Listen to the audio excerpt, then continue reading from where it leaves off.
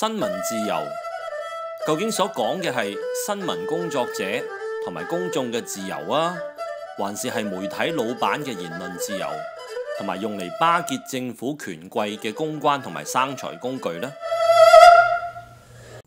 喺中國，我哋睇到傳媒工作者同埋有識之士嘅不斷努力，為媒體爭取更大嘅自由度，暴露社會同埋政治嘅黑暗面。喺本來有言論自由嘅香港，我哋睇到一個又一個嘅傳媒單位淪陷，文人辦報講求公義、社會責任嘅時代已經過去。媒體作為一盤生意，為老闆賺錢、建立關係、為政府護航、為當權者擔當傳聲筒，即使係好難睇，但喺資本主義商業掛帥嘅年代，佢係成為咗今日香港嘅普遍現象。香港嘅歪風似乎亦都吹到嚟溫哥華。對於聯邦政府投資移民一刀切呢件事，我好早就已經提出批評啦。早成點呢？其實喺2年前聯邦政府一刀切技術移民嘅時候，我已經批評保守黨政府嘅做法極端。當我去北京旅行嘅時候，我甚至協助中國嘅技術移民申請人到加拿大北京大使館遞交請願信。點解我話一刀切係極端呢？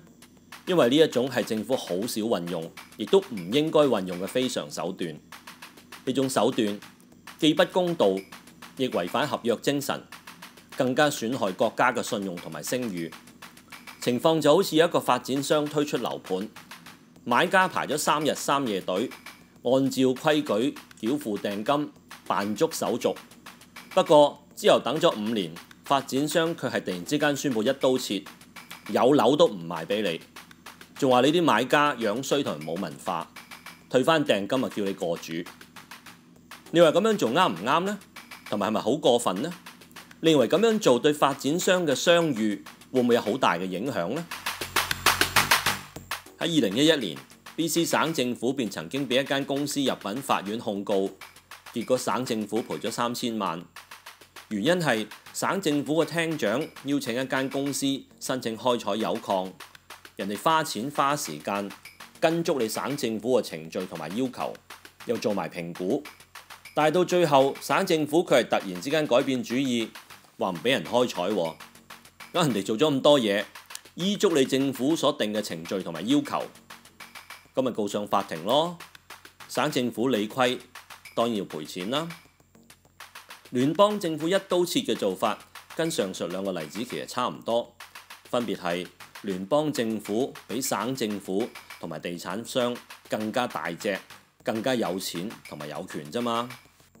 時至今日，聯邦政府都冇攞出實際嘅研究報告同埋數據嚟證明投資移民對加拿大冇貢獻，亦都冇回答到我同一位姓馮會計師所提出質疑政府嘅講法。政府嘅講法係咩呢？政府話投資移民俾好少稅嘅，少成點呢？少過連家居傭工呢都俾佢俾多啲稅。政府話家居傭工喺20年裏邊呢，比投資移民呢係俾多10萬蚊稅嘅。呢個講法其實好唔合理，因為只要大家諗一諗就知道，一位家居傭工一般呢都係收取最低工資左右嘅人工，就算做20年啊，都俾唔到10萬蚊稅啦。咁試問呢個家居傭工又點可能比投資移民俾多10萬蚊稅呢？呢個問題我除咗喺記者招待會度提出，亦都喺溫哥華太陽報提出過，但係至今佢仍未有移民部又或者係保守黨嘅人為我哋提供合理嘅解釋。不過馮銀所會計師呢，佢喺菲沙研究所嘅一份反移民報告裏面揾到答案。計算嘅方法原來係咁嘅，佢話一對夫婦呢，太太因為要留喺屋企照顧屋企人，就唔能夠出去工作。但係呢，當佢請咗呢個家居傭工之後呢，呢位專業人士嘅太太就可以出去做嘢啦。咁啊，每年賺6萬幾蚊，咁啊令政府可以收到2萬幾蚊嘅稅。但係呢個講法根本就係呃人嘅，因為呢啲稅都唔係呢個家居傭工俾嘅，咁點可以咁樣計法呢？更大嘅問題係，做政府嘅係咪應該可以採用咁嘅手段，係抹黑投資移民呢？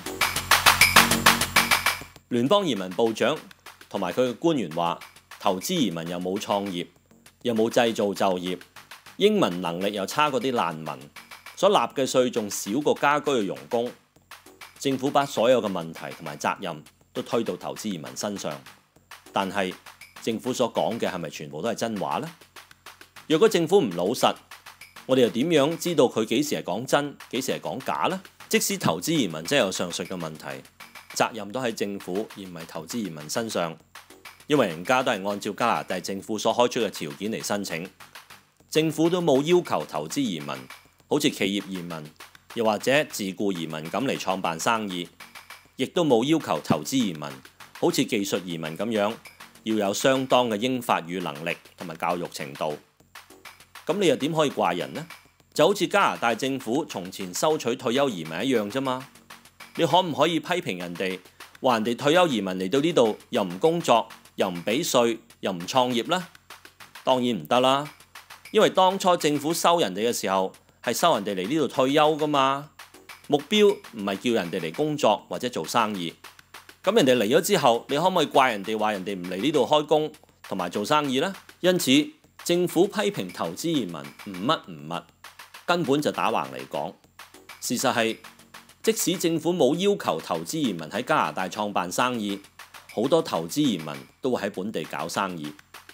較早前，我應邀做城市電視新風采創業獎嘅評判，我就見到有好多大陸移民喺加拿大創業嘅真實個案。有啲生意所聘請嘅工人甚至有幾百人咁多。大家只要上新風采頒獎禮嘅網站，就可以睇到數以百計大陸移民嘅創業故事。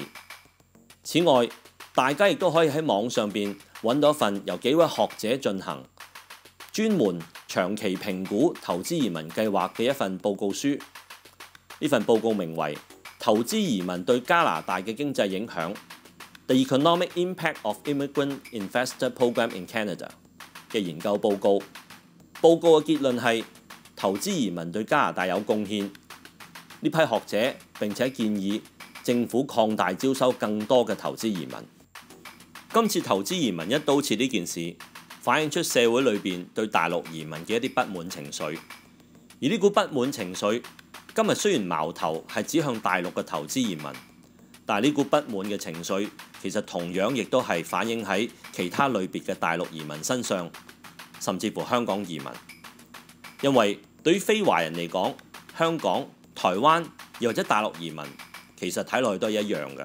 就正如溫哥華太陽報嘅專欄作家 Pete McMartin 嘅文章所分析，公眾不滿投資移民嘅主因，在於種族歧視同埋仇富嘅心理。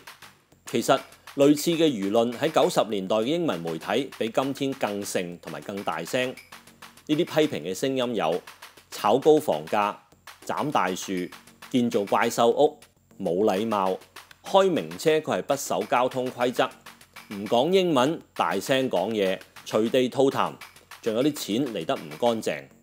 冇錯，當年有英文媒體嘅記者就曾經同我講，佢話佢認為香港移民之所以咁有錢，啲錢都係犯法同埋販毒得返嚟嘅。從前批評香港嘅人，跟今日批評中國移民嘅所講嘅都係差唔多。當年我曾經努力為香港嘅移民講說話，今日我亦都會為大陸嘅移民發聲。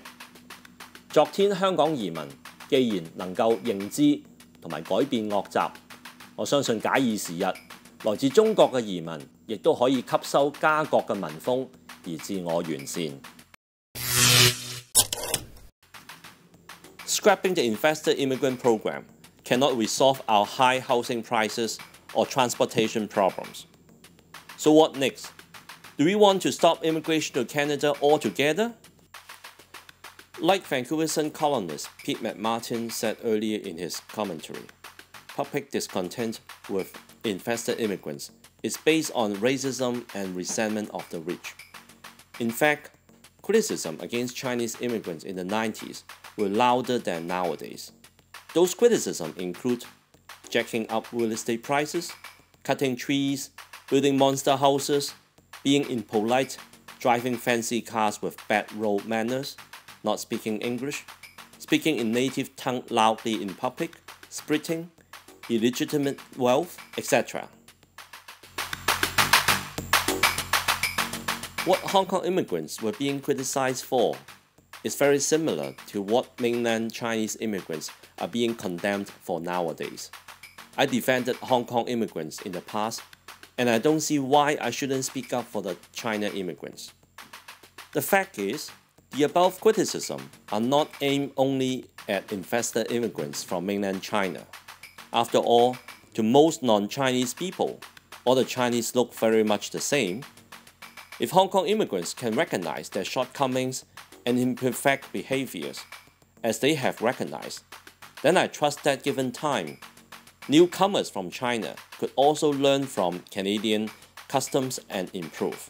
Is the quality of China immigrants that unbearable? The local Talents TV has been hosting an annual award presentation to recognize China immigrants. On the website, all contestants have a video clip about their story and business. This year, there are 61 videos, and on their website, you can also see the contestant videos of the previous 3 years.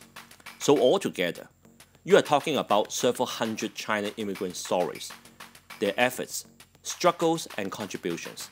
These stories include successful businesses that hire hundreds of local workers, as well as promote Canadian products to China. Having viewed some of these videos, I have to say that China newcomers contribute no less than immigrants from other regions. Canada used to accept retired immigrants some years ago.